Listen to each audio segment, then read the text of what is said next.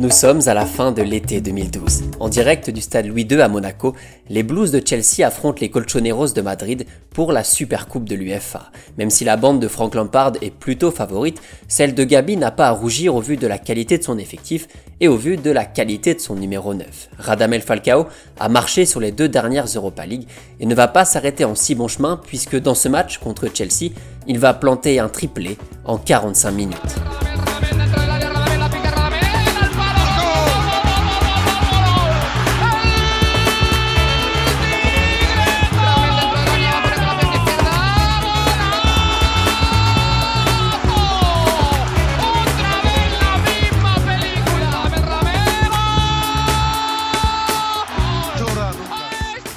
Après ce match stratosphérique contre une des plus grandes équipes européennes, Radamel Falcao a de nouveau passé un message et son destin doit normalement continuer à s'écrire ailleurs. Pourtant, son destin, Radamel ne l'a jamais vraiment choisi. Alors qu'il est voué à devenir le meilleur numéro 9 de la décennie, 5e du Ballon d'Or et déjà tellement impressionnant partout, sa carrière ne va pas vraiment dépendre de lui. Derrière les deux ovnis, l'humain le plus létal s'appelle Radamel, et voici une partie de son histoire.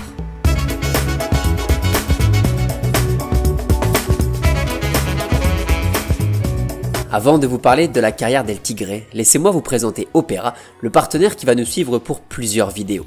Opera, c'est un navigateur gratuit qui va simplifier votre expérience en ligne grâce à un navigateur plus rapide, plus sûr et bien plus pratique que les autres. L'IA est au cœur de l'actualité et justement avec Opera, vous avez un outil intégré IA à qui vous allez pouvoir demander absolument tout ce que vous voulez. Il s'appelle Aria et c'est toujours très pratique de l'avoir sous la main. Parmi les gros avantages de ce navigateur, il y a cette petite barre sur la gauche avec toutes les applications disponibles en un seul clic, Messenger, Instagram, WhatsApp, etc. Tout est accessible directement ici. En ce qui concerne le confort de navigation, Opera vous permet de créer des îlots d'onglets, des tab islands, pour ne pas se perdre parmi les dizaines d'onglets ouverts. Le navigateur a plein d'outils intéressants, il y a le blocage intégré des publicités, tu peux faire des captures d'écran simplifiées, et puis je dois vous parler du concept de vidéo pop-out. En gros, là t'es sur YouTube, tu peux sortir de la vidéo, continuer de la regarder et de l'écouter en faisant autre chose, ça peut vraiment vous changer la vie. Avec Opera en plus, la musique s'offre à vous car toutes les plateformes sont disponibles juste ici, Spotify, Apple Music, YouTube Music, etc. Votre plateforme préférée est forcément ici. Cliquez sur le lien de téléchargement en commentaire ou en description pour commencer à utiliser Opera dès aujourd'hui. Merci encore à eux de nous faire confiance pour plusieurs vidéos. Nous, on va se replonger en Colombie, retour il y a presque 25 ans. Pour comprendre l'histoire de Radamel Falcao, il faut revenir le 28 août 1999. À l'époque, le club de Lanceros Boyacá affronte le Deportivo Pereira en 2e division colombienne. L'entraîneur de Boyacá, mécontent des performances de son numéro 9, décide de faire entrer un jeune attaquant du nom de Radamel Falcao, qui à l'époque n'a que 13 ans. Es un premio que se le ha querido dar a este muchacho Falcao por lo que viene haciendo en el fútbol amateur infantil, para que él se vaya relacionando con lo que es una concentración a nivel de selección Colombia. Pas vraiment stressé à l'idée de disputer son premier match en pro, Falcao fait largement le boulot et confirme tout ce qu'il a pu montrer avec les équipes de jeunes. À partir de là, tout va s'accélérer pour le gamin de Santa Marta, ancien prodige de baseball et désormais l'une des attractions principales en Colombie. Forcément, les grandes écoles du continent veulent le ramener chez eux et c'est finalement River Plate à Buenos Aires qui rafle la mise. Cette usine à talent est une école gigantesque, prestigieuse, mais surtout elle est loin de ses proches, ceux qu'il aime tant et qu'il ne verra presque pas grandir. Radamel Falcao n'a que 15 ans quand il quitte son pays pour rejoindre l'Argentine, un choix normal au vu de son talent mais surtout un choix presque obligatoire. Déjà, à l'époque, il ne maîtrisait plus grand-chose. Sa passion et son amour du football le font avancer en Argentine, seul face à la concurrence féroce de l'usine à la bande rouge, et en 2005, finalement, son rêve se réalise.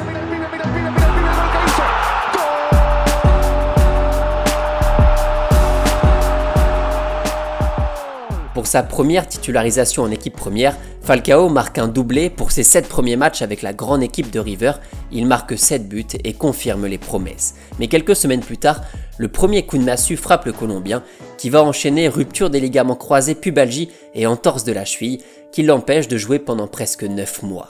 Sur le chemin du bonheur, Radamel voit les obstacles s'enchaîner, mais Radamel, porté par sa foi et son dévouement à l'église évangélique, ne va jamais rien lâcher. De retour à la fin de l'année 2006, il va rechausser les crampons avec la ferme intention de retrouver sa place et d'enquiller les bonnes prestations. Alors ça va être un peu compliqué au début, Falcao fait des bouts de match, il marque pas beaucoup, l'impression générale n'est pas ultra positive, mais il suffira d'un seul match pour tout changer. Contre Botafogo en septembre 2007, lors d'un match dans ce qui est plus ou moins l'équivalent de l'Europa League en Amérique du Sud, la Banda Roja est menée 2-1. Avec la défaite 1-0 du match aller, le club doit désormais marquer 3 fois pour espérer se qualifier. Le seul problème, c'est qu'on est déjà à la 75e minute. Un problème, une solution, elle s'appelle Radamel Falcao.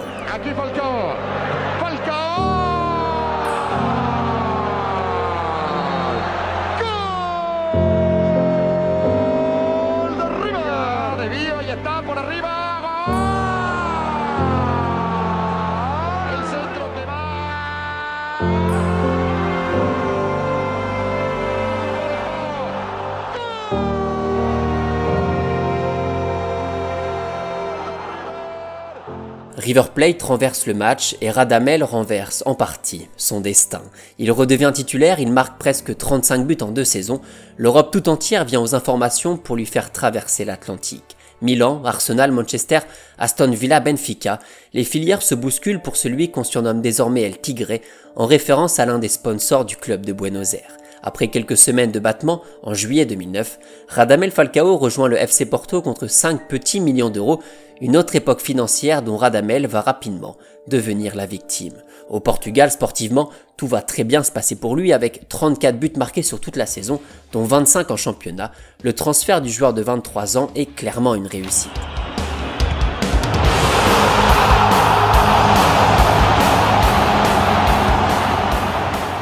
Porto cherchait le remplaçant idéal de Lisandro Lopez, parti à l'OL pour une belle somme. Porto l'a rapidement trouvé en la personne de Radamel. Dans cette équipe qui a plutôt fière allure, avec Bruno Alves, Freddy Guarín, Raúl Meireles, Hulk et ce bon vieux Manuel Gonçalves Varela, l'effectif va être embelli par l'arrivée d'un autre Colombien. Il s'appelle James Rodriguez, il joue plutôt numéro 10 et ensemble ils partagent surtout quelque chose qui va déterminer une grande partie de leur carrière. Leur agent, c'est le portugais Jorge Mendes, le plus influent du monde, un homme d'affaires mystérieux à qui on prête des relations étroites avec le football portugais, espagnol et français. Jorge, James Rodríguez, en exclusiva para el Chiringuito. Se va a quedar en el Real Madrid. ¿James se queda? Se queda seguro. Radamel a ses ambitions personnelles, mais a surtout un grappin qui l'accroche et qui va le transporter à droite et à gauche, au gré des commissions et de l'appât du gain. Le club de Porto, Mendes le connaît très bien, puisqu'il était l'agent de tous les Portugais débarqués à Chelsea après l'aventure 2004, y compris José Mourinho. Cette histoire d'influence, évidemment, on en reparlera juste après. En attendant, place au spectacle, le FC Porto version 2010-2011 va écraser tout le monde et va remporter facilement le championnat, invaincu avec 21 points d'avance sur le deuxième et un goal average de plus 54. Falcao n'est pas étranger à tout ça, mais c'est surtout sur la scène européenne que le Colombien va vraiment exploser les compteurs.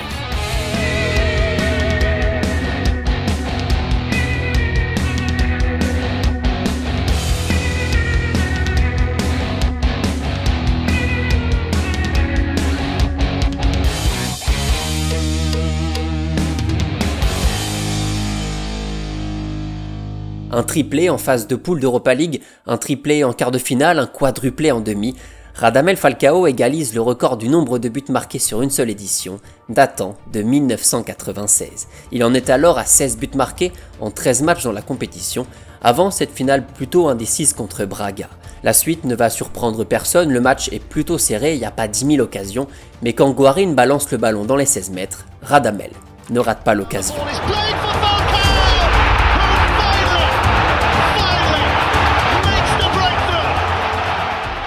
D'un coup de calebasse magnifique, sa grande spécialité, le Colombien offre la victoire à son équipe, le premier titre européen du FC Porto depuis le doublé en 2003 et en 2004.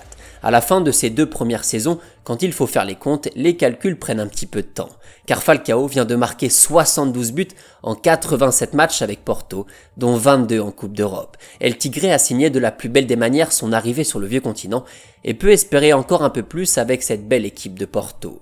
Mais dans l'ombre, c'est autre chose qui est en train de se préparer. Jorge Mendes, le marionnettiste, trouve un accord avec les Colchoneros à Madrid alors que le club sort d'une saison absolument catastrophique. Falcao rêvait sûrement de Ligue des Champions, d'une association prometteuse avec la patte gauche de James. Creo que son un montón de alegrías que se van sumando y que son inexplicables realmente porque esto parece un sueño. y que hoy este equipo lo está disfrutando porque se lo merece, trabajó mucho desde el primer día y siempre creyó en que podía alcanzar lo que logramos hoy. Il n'en est rien face aux 40 millions proposés par l'Atlético, dont quelques-uns vont tomber, évidemment, dans la poche de Mendes. Adieu les promesses, Radamel doit reconfirmer une nouvelle fois dans un club qui n'est pas du standing de ce à quoi il aurait pu prétendre. Orphelin de Diego Forlán et de Sergio Agüero, les Colchoneros jettent donc leur dévolu sur ce Colombien qui a fait trembler l'Europa League et qui compte bien continuer sur sa lancée. Es un jugador, aparte del gol que tiene, va a ser muy útil para el equipo, es demostrar lo que ha sido. Y es un jugador con un gran carácter, una gran personalidad, y yo creo que va a triunfar. À Madrid, Radamel parle espagnol, déjà c'est cool, et Radamel parle surtout le même football qu'à Porto. Le sien est basé sur 3 piliers principaux qui garnissent en partie sa panoplie de finition. Il y a le jeu-tête, les petits piquets et les acrobaties spectaculaires. Quand vous avez compris tout ça, quand vous avez compris l'intelligence de Falcao dans ses déplacements et son aisance à finir les actions dans n'importe quelle situation, en gros, vous avez tout compris. Si les 3 piliers sont ses plus grosses qualités, avec surtout ce jeu-tête démoniaque et cette détente hallucinante, la diversité dans la finition était incroyable, Radamel pouvait conclure de partout.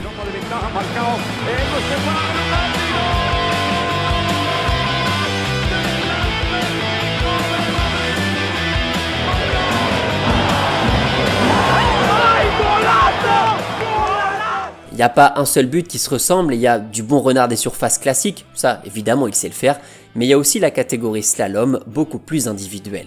C'est pas le joueur en pivot de base comme peuvent être plusieurs grands numéros 9, mais sa morphologie robuste et sa clairvoyance par rapport au déplacement du défenseur font de lui un très bon point d'appui pour conserver le ballon. Son match contre le Real en finale de Copa del Rey, dont d'ailleurs on parlera juste après, est absolument un modèle du genre. Falcao a fait la totale aux pauvres défenseurs de la Maison Blanche, même sans marquer, le Colombien faisait très mal. Il est en plus très fort dans les premiers appuis, ceux qui trompent les défenseurs. Falcao se faufile, se cache et surgit pour terminer son action. Son coéquipier en sélection Aguilar, qui jouait à l'époque au Deportivo La Corogne, raconte ceci: avant de jouer contre l'Atlético, on avait un plan pour contrer Falcao, on savait très bien ce qu'on devait faire. Résultat, on a perdu 6-0 et Falcao a mis un quintuplé.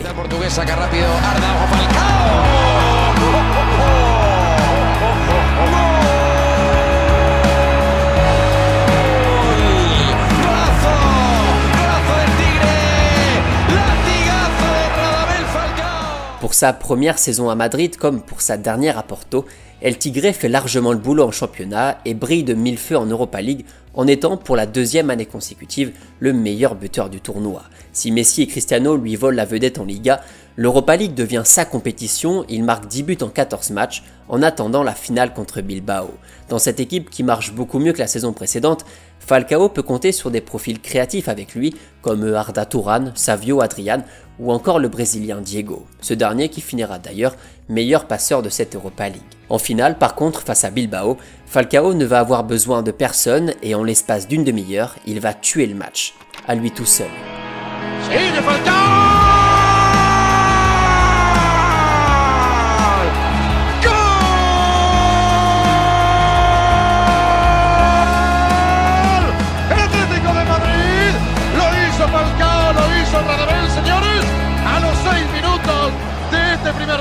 À cette époque-là du football, avant l'apogée d'El Pistolero, avant l'avènement de Robert Lewandowski, Radamel Falcao est sûrement le meilleur numéro 9 du monde.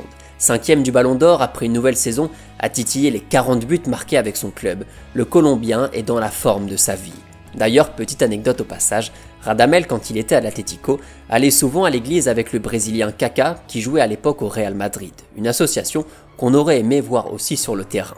La saison 2012 a donc été une réussite, 2013 va plutôt bien commencer avec ce match dont on parlait en introduction face à Chelsea, une performance que Diego Simeone a qualifiée d'indescriptible. L'entraîneur argentin qui connaissait plutôt bien Falcao puisqu'avant d'être l'entraîneur emblématique des Colchoneros, il a été l'entraîneur de River Plate avec Falcao comme numéro 9. Comme à Porto avec Villas-Boas, Simeone a su en tirer le meilleur et faire en sorte que le boulot créatif réalisé par les autres joueurs était concrétisé par l'instinct de tueur du Colombien. Lo único que siento que lo conozco de chico y no ha cambiado en nada. Sigue siendo un hombre muy respetuoso, humilde, trabajador, que todo lo que le está sucediendo se lo merece porque lo busca y bueno, siempre ha sido lo que ustedes ven. La saison 2013 va se conclure avec une 3e place en championnat derrière les deux colosses et surtout une victoire en Coupe d'Espagne obtenue face au Real Madrid à Santiago Bernabéu. Falcao plante 28 buts en championnat, mais son corps commence déjà à montrer des signes de fatigue et pour éviter d'empirer la situation, El Tigre ne dispute aucun des matchs de poule d'Europa League. En 16e de finale, malgré son but lors du match aller, les colchoneros sont déjà éliminés. Voilà la situation de l'attaquant au printemps 2013, c'est lui la superstar de l'Atlético qui s'apprête à retrouver enfin la prestigieuse Ligue des Champions. Ou du moins, ça c'est ce que l'on croit à l'époque. En coulisses, Jorge Mendes a d'autres plans pour le Colombien, pour les Colombiens même, puisque Monaco, qui vient de remonter en Ligue 1, dispose d'une belle petite enveloppe pour se reconstruire. Du coup, alors qu'il doit disputer la Ligue des Champions avec Madrid, ou qu'il aurait pu la disputer ailleurs, Falcao est presque contraint de rejoindre l'AS Monaco, renommé pour l'occasion l'AS Jorge Mendes. Moutinho, Carvalho, Rames et Radamel sont représentés par le Portugais, ils atterrissent tous au même moment sur le rocher.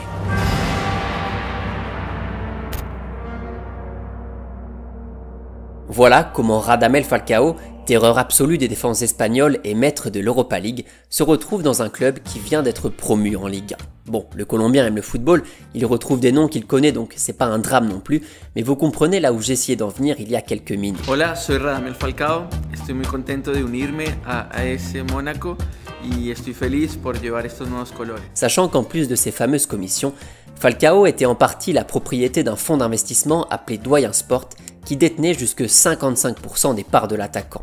En fait, 2 ans plus tôt, les colchoneros n'avaient pas les moyens financiers pour acheter Falcao, le club étant endetté à plus de 500 millions d'euros, et pourtant ils l'ont fait. Ils ont cramé 40 patates pour ramener le Colombien en Espagne. Comment ?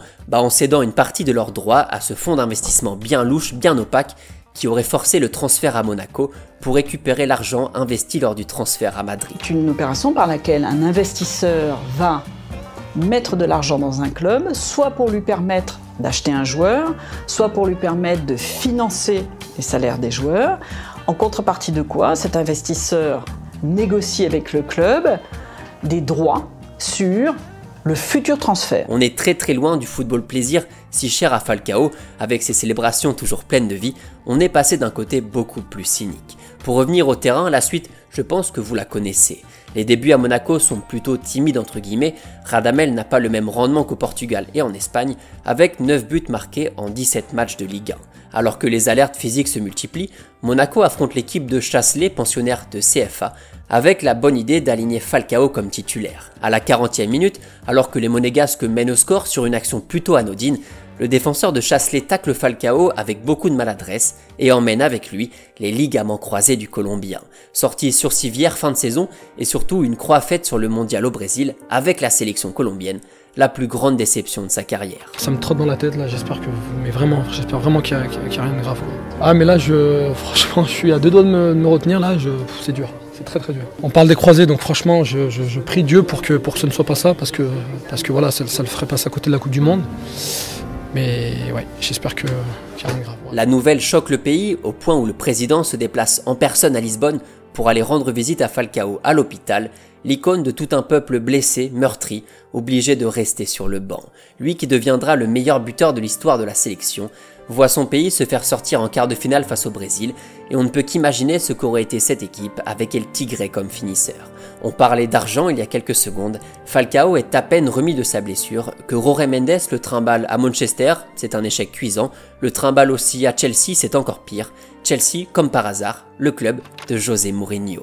2 saisons de perdues pour le Colombien qui enchaîne les blessures, les rechutes, pendant que le Portugais, bien caché derrière sa paire de Ray-Ban, se remplit tranquillement les poches. Petit chiffre au passage, Mendes aurait gagné 145 millions d'euros de commission uniquement sur les années 2015 et 2016.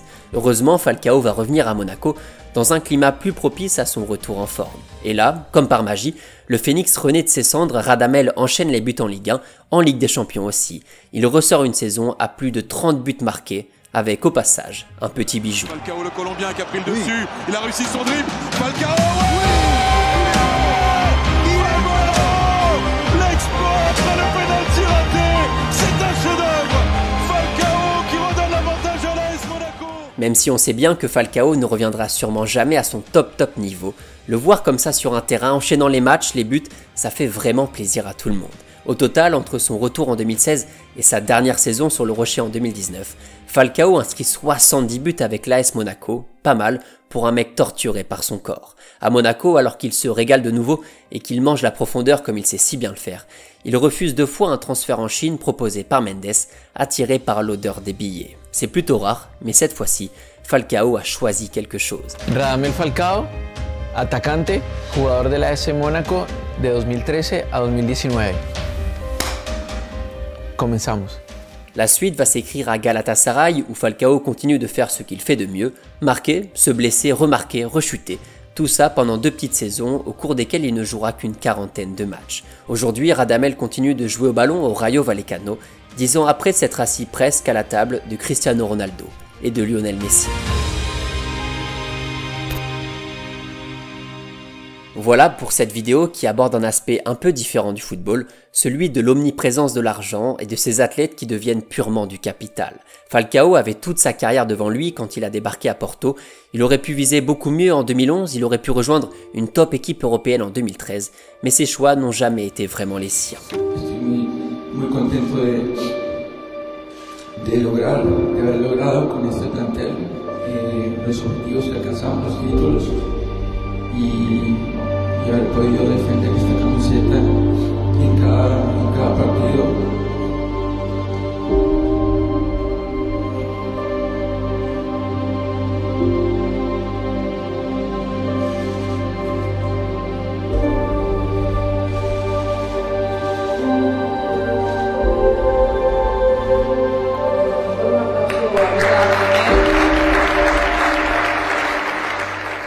En tout cas, c'est un plaisir pour moi de parler de Falcao. C'est un joueur que j'adorais plus ou moins dans le même style que Cavani, à se cacher comme ça dans la défense, à marquer beaucoup et à célébrer chaque but comme si c'était le dernier. Falcao avait tout le talent nécessaire pour aller très très haut en termes de chiffres et en termes de palmarès, mais sa carrière laisse pour beaucoup un sentiment de gâchis. Ses transferts un peu douteux, ses blessures malheureuses, la Coupe du Monde 2014, Radamel est passé à côté de quelque chose de beaucoup plus grand. Dommage, parce que l'attaquant version 2009-2013 était juste monstrueux. Il a enquillé les buts, les louanges, les sourires, et les contacts aussi de près ou de loin. Le gamin de Santa Marta était bourré de talent, et dans l'histoire, c'est tout ce qu'on retiendra. Son prof de PS racontait d'ailleurs à SoFoot, en basket, en volley, c'était le meilleur, en athlé, il était sensationnel. À 13 ans, il connaissait déjà son corps par cœur. Il avait de la coordination, de la force, de l'équilibre, une souplesse incroyable et une énorme détente. En résumé, un vrai félin qui va plus vite, qui saute plus haut, qui frappe plus fort. En résumé, El Tigre, tout droit venu de Colombie. Falcao le Colombien qui a pris le dessus, il a réussi son dribble, Falcao, oui